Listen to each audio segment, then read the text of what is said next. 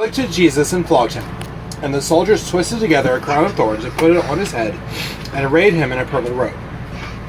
They came up to him, saying, "Hail, King of the Jews," and struck him with their hands.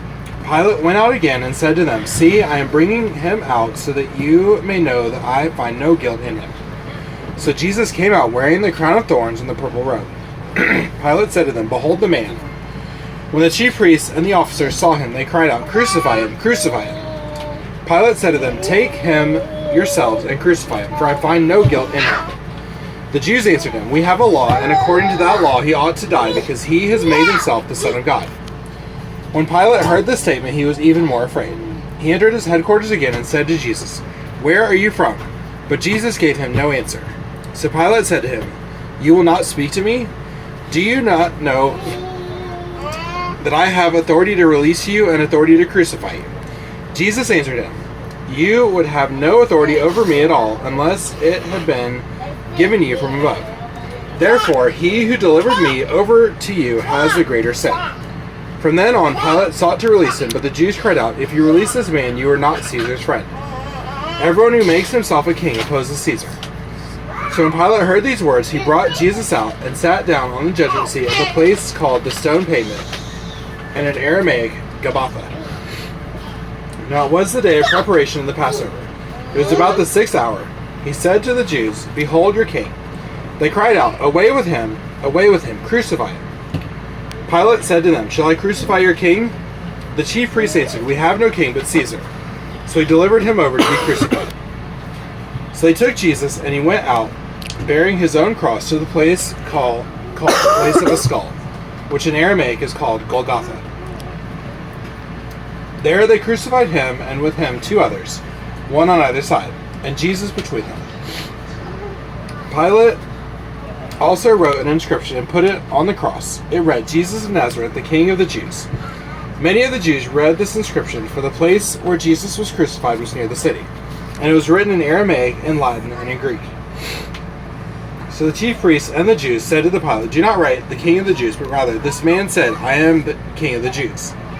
Pilate answered, "What I have written, I have written." When the soldiers had crucified Jesus, they took his garments and divided them into 4 parts, 1 part for each soldier. Also his tunic, but the tunic was seamless, woven in one piece from top to bottom. So they said to one another, "Let us not tear it, but cast lots for it to see whose it shall be." This was to fulfill the scripture which says, "They divided my garments among them, and for my clothing they cast lots." So the soldiers did these things, but standing by the cross of Jesus were his mother and his mother's sister, Mary the wife of Clopas, and Mary Magdalene. When Jesus saw his mother and the disciple whom he loved standing nearby, he said to his mother, "Woman, behold your son." Then he said to the disciple, "Behold your mother." And from that hour the disciple took her to his own home. After this, Jesus, knowing that all was finished, said, to fulfill the scripture, "I thirst." A jar full of sour wine stood there.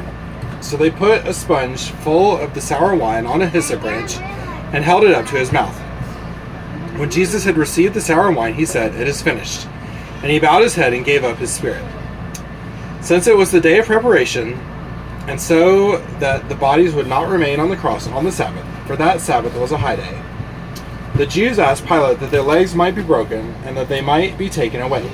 So the soldiers came and broke the legs of the first and of the other who had been crucified with him. But when they came to Jesus and saw that he was already dead, they did not break his legs. But one of the soldiers pierced his side with a spear, and at once there came out blood and water. He who saw it has borne witness. His testimony is true, and he knows that he is telling the truth, that you also may believe. For these things took place that the scripture might be fulfilled. None of his bones will be broken. And another scripture says, "They will look on him whom they have pierced."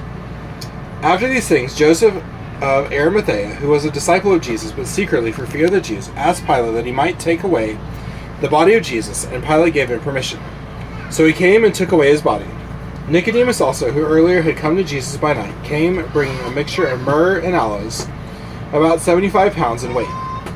So they took the body of Jesus and bound it in linen cloths with the spices, as is the burial custom of the Jews. Now, in the place where he was crucified there was a garden, and in the garden a new tomb which no one had yet been laid. So because of the Jewish day of preparation, since the tomb was close at hand, they laid Jesus there. This is the word of the Lord.